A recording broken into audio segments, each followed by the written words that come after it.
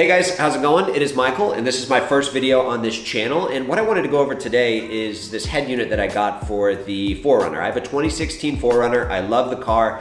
I got it with 0 miles on it. I've driven it 74,000 miles. It's reliable, and it's just a fun vehicle to have, and I use it all the time. But the one thing that I wasn't really happy about is the head unit that it came with. So if you have a 4Runner, you're probably used to something kind of similar to this.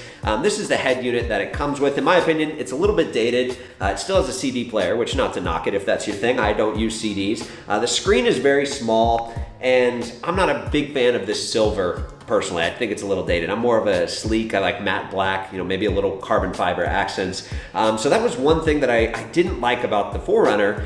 And with the way the car market is right now, I wanted a car with Apple CarPlay, so I was like, there's no point in buying a car right now. Everything is so expensive. Why not just upgrade the head unit? And that's exactly what I did. I went with the Dasaita 10.0 unit. It adds Apple CarPlay to my vehicle, and it just makes me love my car again. And I feel like I have a brand new vehicle. So that's what we're gonna talk about today. Let's go in the car and check it out. So what I'll go ahead and do now is show you guys the startup sequence. So if I turn the car on right here, it feels so stock whenever you get into this thing. This little thing comes up, kind of tells you, but you're gonna get the Toyota logo popping up on the screen. So that's pretty, OEM feeling to kind of have the Toyota logo popping up. And I have my iPhone in here. I do use an iPhone. And like I said, the reason I got this unit is mostly for Apple CarPlay. So I want to show you guys how quickly it connects with Apple CarPlay. So it is a Bluetooth connection right here. It's waiting, and it usually takes probably about 15 to 20 seconds. So there it is. The little red lines are filling up, and boom, we have Apple CarPlay right here in the vehicle. It's a 2016 vehicle, and this just modernizes the car so much. I got these little carbon fiber trim pieces to kind of cover up some of the silver. I got these new climate control knobs from AJT Designs, and then we have these right here. These are the audio adjustment knobs. In my opinion, this setup looks so much better than what I had before. So you have your Apple CarPlay, like I said, you have your music, your messages, maps, everything, Spotify, and I've loved having this in the car, and I just love how wide this screen is. I feel like so much fits on this screen, and every time I get in the car, my eyes just kind of light up. I can't believe this is my 4Runner compared to what it was to now.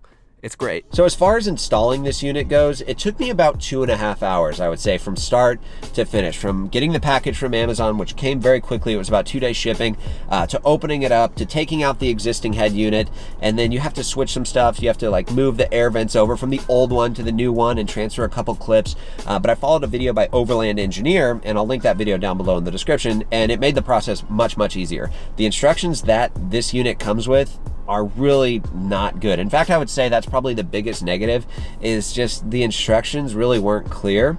But thankfully there's a lot of YouTube videos, or that video specifically that I referenced, that will show you how to install this thing, probably about 2.5 to 3 hours. I read some Amazon reviews where people said it took 4 hours, which, everyone has different levels of experience.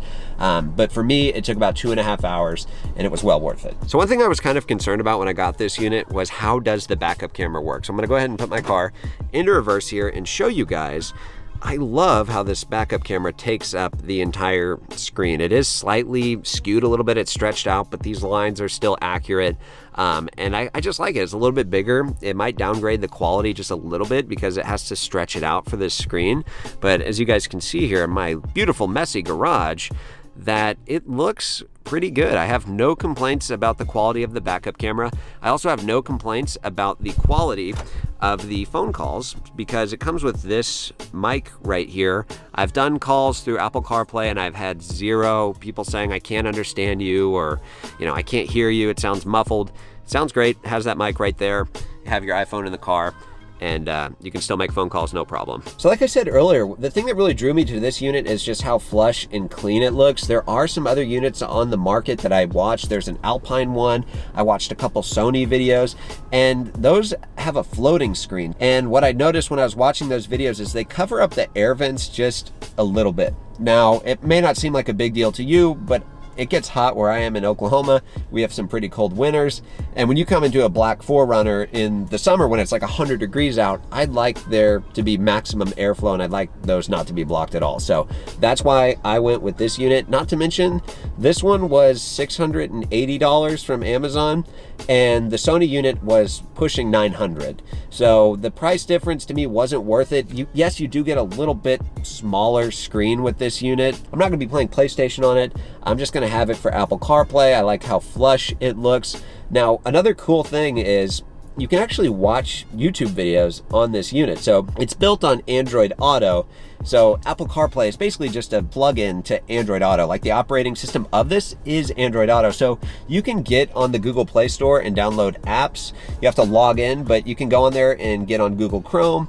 You can go on YouTube, and it has Wi-Fi built in. So if my phone, if I wanted to use it as a hotspot, I could actually Wi-Fi off of that. And I did this the other day while I was driving. You can actually watch YouTube videos while you're driving, which may not be the safest thing, but it is a cool feature. Like, if you have someone else in the car and you're just, totally focused on the road and they want to watch like YouTube or something, it is really nice in that sense. And I was shocked. I was like, there's no way that this is going to play when I put the car into drive, and the YouTube video kept playing. So I thought that was kind of cool. Maybe not the safest thing if you're going to be distracted while you're driving, but it is a nice feature. And if you're going to be using this for like off-roading, or if you have a front-facing camera, you can also wire that in there. This is the home screen. So before you go to Apple CarPlay, now Apple CarPlay is under something called Z-Link, which if you click on that, that will open up Apple CarPlay. There are some sensors, that you can get some information from the car. But one thing I really noticed with this is, maybe placebo, but my audio sounded better coming from my stock, 4Runner speakers. The audio sounded better. I noticed that I don't have to turn it up as much for it to be as loud, so that was a great plus. You guys saw me opening up Google Chrome there, watching some YouTube videos. So overall, you've got radio, of course. There is no CD player, which, like I said at the start, that's not really for me.